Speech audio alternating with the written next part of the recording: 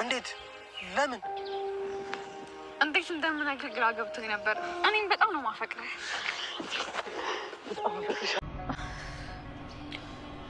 እዝራን ትቼ ከአንተ ጋር መሆን እፈልጋለሁ። ምን? ይሄ ደግሞ ማለት ነው? አሴር ከአንተ ጋር መሆን እፈልጋለሁ። እንዴት? ፍቅር አይደለም የምትፈልገው? ሀኒዬና አሴር በስተ መጨረሻ ፍቅር የሚሸት ነገር አሳዩን። ሀኒዬ ከዚህ በፊት አብሬህ ልኖር ብላው ነበር። ነገር ግን በፍጹም ሳታፈቅሪኝ አብረሽኝ እንድትሆኝ ስለማልፈልግ በፍጹም ብሏት ነበር። አሁን አብረው ፍቅር የሚሸት ነገር ያለ ይመስላል። ሰላም ይቻናሉ ቤተሰብ ይቻናሉ ላይክ ሰብስክራይብ በማድረግ ቤተሰብ የሆኑ በስተ መጨረሻ ሀኒዬ ሁሉንም ነገር ትታ ከአሴር ጋር መሆን እንዳለባት ወሰነች። በሌላ በኩል ደግሞ ተምቹ ይቅርታ ጠየቃት። ይቅርታ የጠየቃት እንደዛ አንቺን ማነቅ አልነበረብኝም፣ ቢያንስ እንኳ ለፋያው ስል እንኳ እንደምንም አድርጌ አንቺን ላከብርሽ ይገባ ነበር በማለት ነበር የመለሰላት። አንተ በጣም ትክክል እኮ ነህ፣ ምንም ያጠፋኸው ነገር የለም። እናንተ ለእኔ ስትኖሩ እኔ ግን ለራሴ ኖር ያለው፣ ስለዚህ ምንም ጥፋት የላችሁም አላቸው።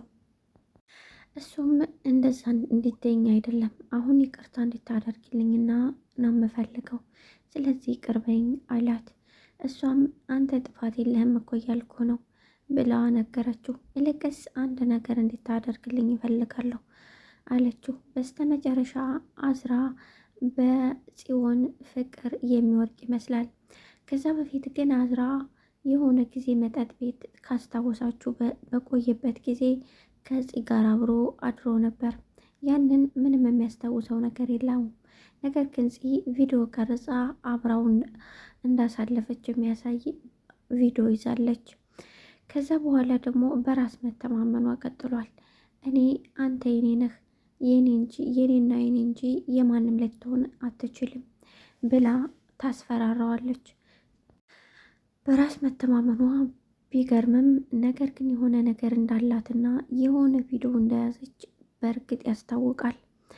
አሁን ሀኒዬ አሁን ምን ብላ ሁሉንም ነገር እንዳስተካከለችው ባይታወቅም ነገር ግን አሴር እና እሷ በጣም ደስ የሚል ፍቅር ውስጥ ያሉ ይመስላል። እነሱ ፍቅርም ውስጥ ባይሆኑ አብረው ሲሆኑ ያሳሳሉ። ተምቹ ከዚህ በፊት አንቺ አታፍሪም እንዴ ፍቅር ሲያጫውትሽ?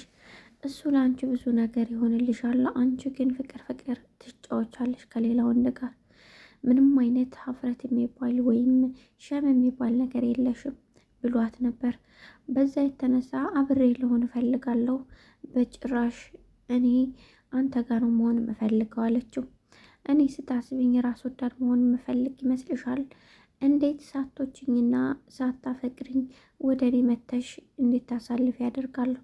ይሄ በፍጹም ሊሆን አይችልም ብሎ አሳምኗታል። ሀኒዬ አንድ ነገር አሰበች። እባክህ እንድትረዳኝ እፈልጋለሁ፣ እንደምንም አድርገህ ከአሴር ጋር እንዲሆንና አንዳንድ ነገሮችን እንድታመቻችልኝ እፈልጋለሁ አለችው ተምቹን። ተምቹም እሱ ገግሟል፣ በፍጹም እሺ አይልሽም በማለት ሁሉንም ነገር ነገራት። ወይዘሮ ሜላት በስተመጨረሻ እስር ቤት ያሉትን ማጽናናት የሷ ስራ ሆኗል። በየቀኑ የምሰማቸው ነገሮች በጣም ያሳዝናሉ። በሌላ በኩል አብራት የታሰረችው ልጅ ፍቅሯን አታ የመጣ ወንድ ልጅ ሁላ የእሷ ፍቅር እስከሚመስላት ድረስ ሁሉንም ነገር ረስታለች። ይህንን ስታዩ ወይዘሮ ሜላት እሷን ልጅ ብላ ተቀብላ እንደምንም ለማረጋጋት ሞክራለች። አሴርና ተምቹ እንዴት ደስ እንደሚሉ የምትሉ ብዙዎቻችሁ አላችሁ። አሁን ላይ ድራማው ድራማ እንደሚመስል ምንም ጥያቄ የለውም።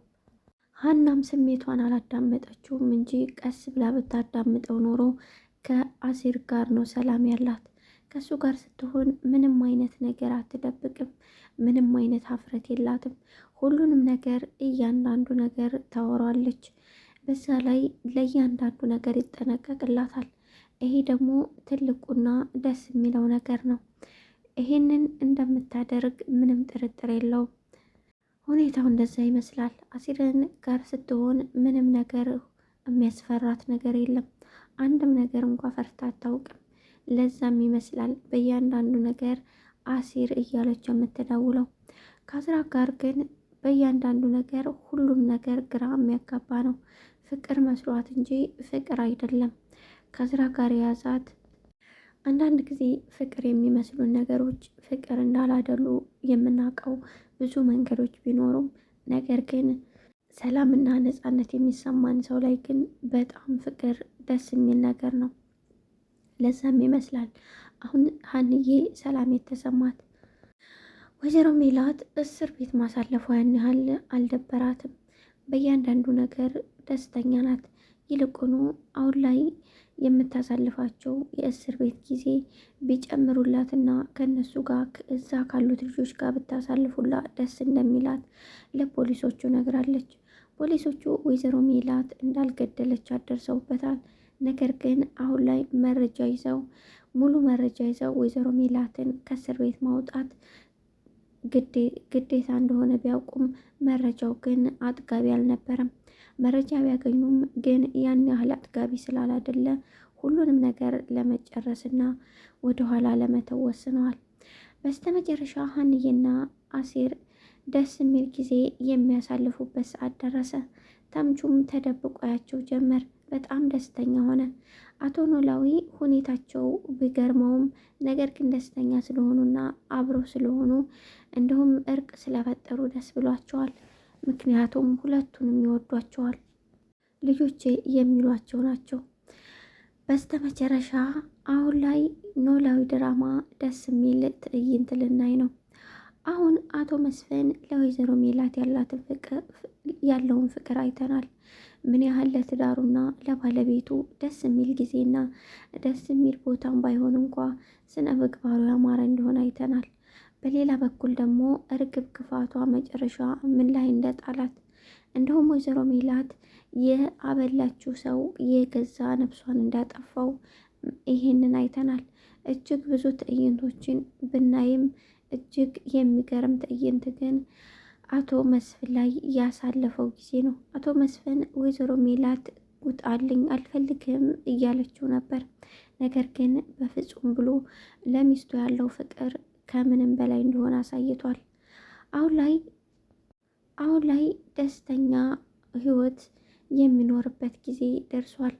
ምክንያቱም ወይዘሮ ሜላት ብትወደውም ከዚህ በፊት ትቷት ወደ አሜሪካን ስለሄደ በሀና ምክንያትም ሆነ በቤተሰብ አለመግባባት፣ ነገር ግን ቤተሰቧንና እምነቷን ጠብቃ ባሏን እያፈቀረች እንዲሁም ጥብቁና ስትጠብቀው የነበረችው ወይዘሮ ሜላት ናት። በእርግጥ ያደረገው ነገር ከባድ ቢሆንም ነገር ግን ወይዘሮ ሜላትም ልትመሰገንና በጣም ጎበዝ እንደሆነች ልትደነቅ የሚገባ ሴት ናት። ውድና የተከበራችሁ ቻናሌ ቤተሰቦች ቻናሌን ላይክ፣ ሰብስክራይብ ስለምታደርጉኝ ከልብ እያመሰገንኩኝ አዳዲስ ነገሮችን ይዤ እመጣለሁ። ላይክ ሰብስክራይብ እያደረጋችሁ ቻናሌን ተቀላቀሉ። ኖላዊ ድራማ ወደ መጨረሻው ክፍል እየደረሰ ይመስላል። አሁን ላይ ሁሉም ነገር ወደ ማብቂያው እየደረሰ ነው።